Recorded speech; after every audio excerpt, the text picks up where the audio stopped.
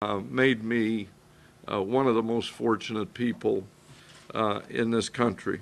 I have a great family, and certainly they are people I'm proud of, that I love, and I only can say that being a family of a coach in this environment is hard.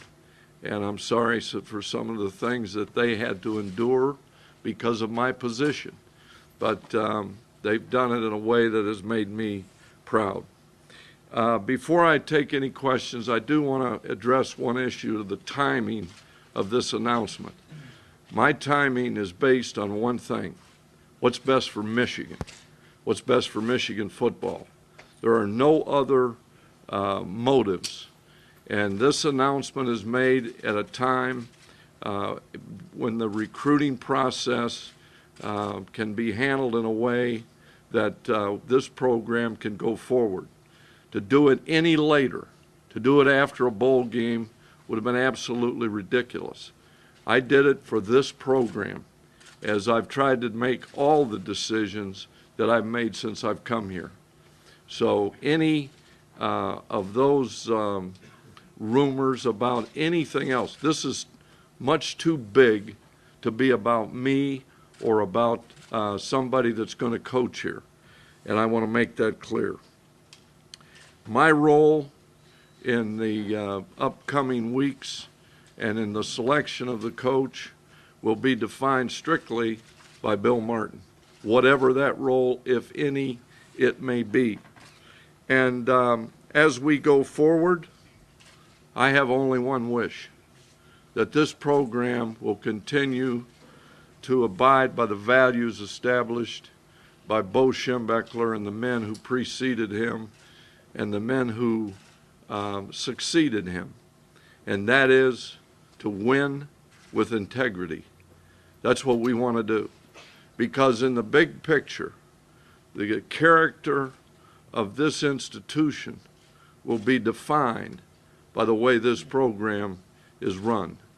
And that really is what Michigan has always been about, and what I hope it will always be about. So if you have any questions, I'll be happy to answer them.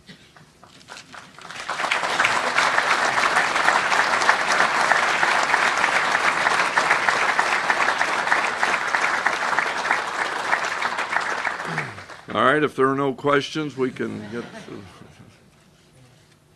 How do you think it would be fair to judge you when your record, what you did here? Obviously, there's lots of opinions. What do you think is fair with your body of work, or how do you want to be remembered as a coach? Well, I didn't come here to discuss my legacy. I came here to announce my retirement, and I really don't have anything to give you on that. Yes? Why was this season the right one for you to make this decision? Well, I think I know what this job entails, and I know what it takes, and it was the time. It was the right time. And it's the right time for Michigan. It's the right time for me. When did you know that this was going to be it? I don't have an answer to that. I wanted to, Bill came to see me at a low moment in this season. And he said to me, he said, you know, I want you to coach here as long as I'm here. And which was something I really appreciated, because it was at a time where probably a lot of people certainly did not want that to happen. And yet he said, you know, if because we had discussed this down in the last year or so, and ultimately he said, but if you have when you do make up your mind, I would like to know because it gives me an opportunity to get going in the search. And a week or so later, I called him up, and he came over, and I told him that it was time, and because I wanted him to have all the time necessary to do the things to hire a great coach here. Lloyd, if you had to sum up why you're retiring, is there something out there that you want to do different that excites you, or is there something about the job that maybe you were just weary of? Well, you know, I read I'm tired and all that. You know, I'm not tired. I may look tired, you know, but I still have a great passion for the game and for the players and for the competition. But I also know that there are some things that I don't have anymore, and so it's time. That's all I can say to you. Was it hard to balance that, if you had made that decision up in your mind the rest of the season and try to separate the idea that you were leaving with the team? Well, I've always believed this, that you have to, you know, part of your responsibility is to know when you don't have everything that it takes, and so you know, this is a tough job. It's the greatest of jobs, but it's a tough job.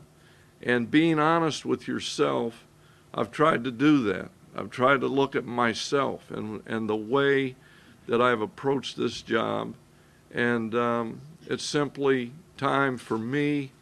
And what I'm going to do, I don't know. I'll give that some thought. I mean, I have an opportunity to stay here, and which I appreciate, but I'm just going to see what's out there, and hopefully I can do something that will be meaningful. Lloyd, how has the game of college football changed, the world of college football changed since you've been a head coach? And what about it may you not miss? Well, I think this, you know, for the next coach, you know, we're all going to be measured by Bo, and yet, you know, he's only been gone a short time, but things have changed dramatically. When Bo was here, it was 105 scholarships. There's 85 now. The Big Ten Conference has changed. Penn State was not in the conference here, and the BCS was not here, and you only had one camera, you know. So, and Bo and I talked about those things a lot. So it's changed dramatically, and I think it will continue to change, and yet the expectations here are never going to change. That's what makes it a great job. That's what makes it a difficult job, and I think there's a lot of things that we can do better, but you know, in the meantime, we have to compete and try to do the things that it takes to win. And I don't know if that answers your question. What won't you miss about What won't I miss? You know, every day when you walk into that office, something is going to surprise you, and there's going to be disappointments every day, and dealing with those is part of the great challenge. You know, you've got 100 players on your team. You've got a lot of people in your program, and there's always challenges. There's always issues, and you know, I think it's time, you know, that let's